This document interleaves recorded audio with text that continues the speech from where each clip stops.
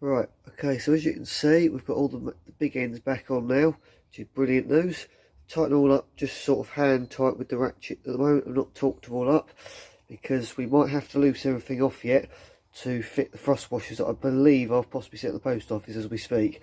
So once we've put the frost washers in, we check the inflow, we'll then tighten everything up. It just means that you haven't got everything fighting against you when you try and check the inflow, basically. So something I've just remembered to do, however, which I didn't do a couple of weeks ago when I put all this in the first place, was it says in the manual to put a little bit of gasket sealer on this main bearing cap on number 1, because this has a main crankshaft seal that sits just there and between there and on there, but there's nothing to stop the oil getting out between the main bearing cap itself and the blocks. It just says put a little bit on there. Obviously make sure the block around it is clean. I've made sure it's not gone anywhere near the shell bearing itself. And the black you can see on the journal is what they call a bit of graphite paste. And what that basically means is when you tip this over and all the oil decides to gravity itself back into the bottom of the sump, there's still something there for everything to slide on, while in the split second that the oil pressure's not there. It's probably a bit unnecessary, but I'm taking every precaution possible, because last thing I want to do at this point is bugger it up. Pardon the language if you don't like it tough. But yeah, just made sure there's a little bit of gasket seal on that surface there. Put it all on there. Bob's your uncle. This is probably a really daft test I've just done here, but I wanted to make sure for absolute certain that the sealer wasn't going to end up anywhere stupid. And as you can see, it's only squashed itself on where I wanted it to, so that's a big bonus. So basically, that there is main bearing number 3. As you can see either side of the locating dowel there, there's basically like gaps between the crank here and the block. Basically what we do is we put the thrust washers inside in those gaps there with might be able to see through the packet, there's like little slots in them on the side, and they basically on the outer side facing the crankshaft itself. And basically what they do is, if I grab hold of, or try to grab hold of one end of it, if I can do it on camera, that is one-handed, bet you I can't because weakling. How can we do this? I'll try and just nudge it. See if I can manage it. Okay, that's not quite as high possible. Well, basically what we do is we put the thrust washers in there and there, and it just basically stops the crankshaft being able to move too much that way and that way. So it stops it being able to move that way and that way, basically. I can't quite remember the specs off the top of my head, but you use one of these little fellas, which is called a DTI gauge, or dial test indicator gauge, which obviously magnetises to the block, and then you place the little needle on there on the end of the crankshaft, and then you basically pull it backwards and forwards and see how much play you've got. And the play is technically classed as and called end float.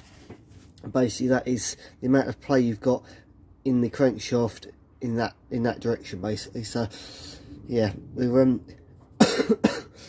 fit them in and we'll see how we get on. Okay, so this is obviously having a look inside the engine again. We just had another look at the thrust washers, and annoyingly the ones that I got were wrong again. They're right thickness this time, and they do at least fit inside the gap, but they are for the smaller engine, the smaller 1108 engine that this car would have originally had, not this engine. So annoyingly they're not much use either. But I'm just going to sort of show you how you would sort the check the inflow. You can either do it with a DTR gauge like so, put it on the end of the pulley, then pull the pulley backwards and forwards. What I've done to try and mock up and make sure the next ones I order are correct and that is standard size I'm looking for. One of these thrust washers is from this engine originally, the other one is from my spare C1J engine, and I basically just clean them both up nicely, put a bit of oil on them and put them in the gaps, just to try and get an idea and see if I can check before I order this time.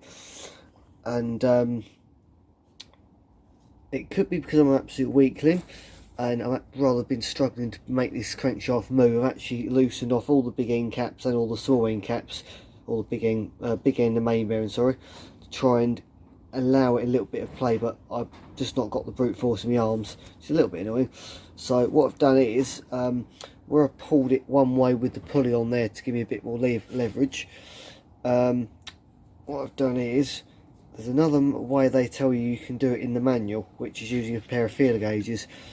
And what I've basically done is, if I can get these feeler gauges back out to show you that is, because I'm a bit daft and just put them away, because this is me we're talking about here. Right, where are we? There we go. So we've got 5 and 10. The end float on this engine should be between 0.05 of a mil and 0.23 of a mil, I believe. That's what I think. That's what I just read anyway. So I've got the 5 and the 10 here because for some reason the 15 isn't on this set. Yeah, I've got too many sets. And what I've done is, where I've pulled it in that direction, it means that this side's going to be tight and that side's going to be loose with the float that it's got. And basically you just put it between there. It is slipping because it is completely caked in oil, which is always a good thing. It means that you're not going to get metal to metal. And basically just put it between, like you would do when you're adjusting your tappets, basically. And from what I can feel, that should be about right. So if I order a set of feeler gauge, a set of thrust washers, what I'm going to do is, the ones for a 5 GT Turbo are very much available online, because obviously it's quite a common model. And what I'm going to do is, I'm going to order a set for that, for one of those, because the C1J engine used in that car uses exactly the same crank as this one does. So I'm going to order a set off their standard size, and then I should know that they fit, really, with any luck. But yeah, that's just checking with the standard size that it should fit. And even if the new ones were a little bit tight, we will just go down to the 0.05 and make sure it's not too tight, make sure it's nice and loose on that, because obviously it's between 0.05 and 0.23. So if 0.15 is a bit tight, then we'll go down to 0.1, then 0.5 and see how we get on. But as long as it's between the two, it should be fine. So yeah.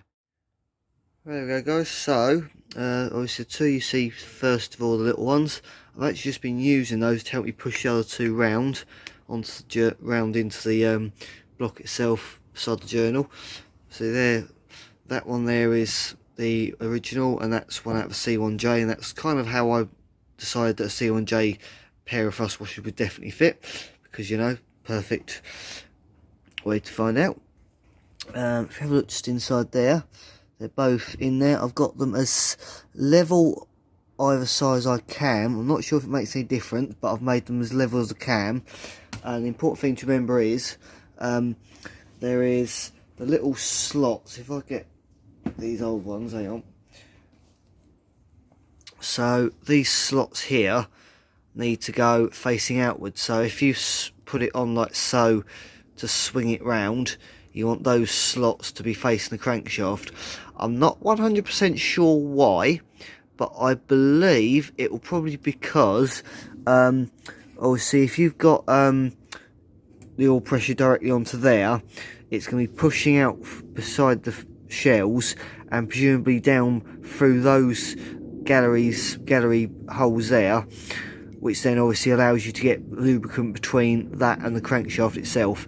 That's what I believe is the reason for it, and hence why they face the crankshaft, because obviously the flat surface is going to be up against the block inside there, while the oil is going to be going across and then down around the journal itself. So that's my guess anyway. So, but yeah, that's the new thrust washers in, and that now means that all I've got to do is paint the sump and the timing cover, and then the bottom end will be done.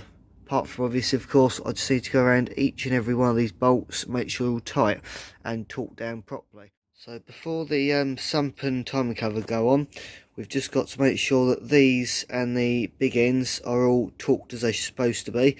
Now, off the top of my head, the main bearing caps are 60mm and the big end caps are 35. But I will double check that, because obviously we don't want any problems later on from that coming loose. Oil pump wise, I thought they were torque down, but the manual only states, from what I can find at least, that they just tight. So I did check these ones as well on top of the oil pump here. They're actually got spring washers, so I just made sure that basically I can't tighten them anymore. And as for these ones, I think they've got they have got little washers on them.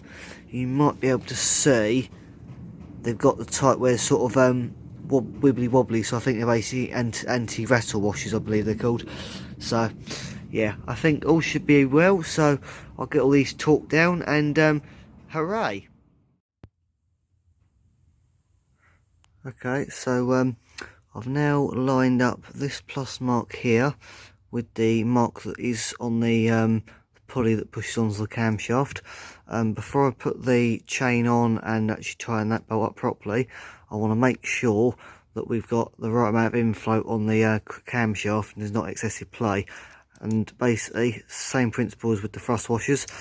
Inflow is, if I can remember rightly, it's between 0.05 and 0.14 of a millimetre, I believe. And the 0.05 fits in there absolutely beautifully. So that is absolutely spot on, so as far as I'm concerned. So absolutely brilliant. So what I'm now going to do is the manual doesn't specify any particular settings for these two bolts here. So what I'm going to do is just make sure that I'm happy they're nice and tight. And I have got, again, like the other ones have, on the bolts were they? On the oil pump, that is.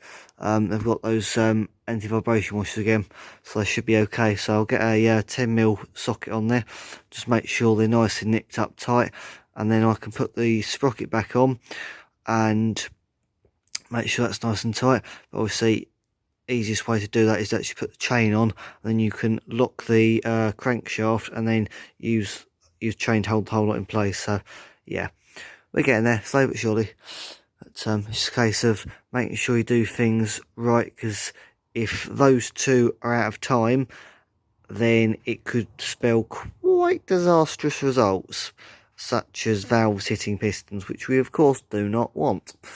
And it will do that because basically that mark and the mark on the pulley correspond to everything being in time, and that means that when the pistons are at the top, you have the valve shut, and when the pistons are at the bottom, the valves can be open. But you don't want the valves to be open and the piston at the top, because when that happens, it's an interference engine and the piston hits the valves and it bends the valves, causes all sorts of other damage, and yeah, it just doesn't end well really. So thankfully to this day, I've never taken engine apart and had to sort that damage out, but I hope not to jinx myself now I've said that. Let's get on to it. Okay guys, so here we go. We've got the sprockets on. Just need to tighten that top bolt up because you can only do it with the chain on. Tension's on. There's a little pin that's actually inside the block which basically locates this centerpiece. Until tonight I did not realise that pin could come out, because it did, because it's actually wedged in so tightly into there, being a brand new tensioner, that it came out instead of staying in the block. So yeah, we've learnt something tonight. Hopefully those lines have stayed as lined up as they possibly can do. Next thing is to paint the sump and the timing cover, then we can get them both on. Really happy with tonight, really made some good progress. So once those two things are on, it's kind of starting to feel like a bit of a home straight now to getting it all the way back together. Really excited.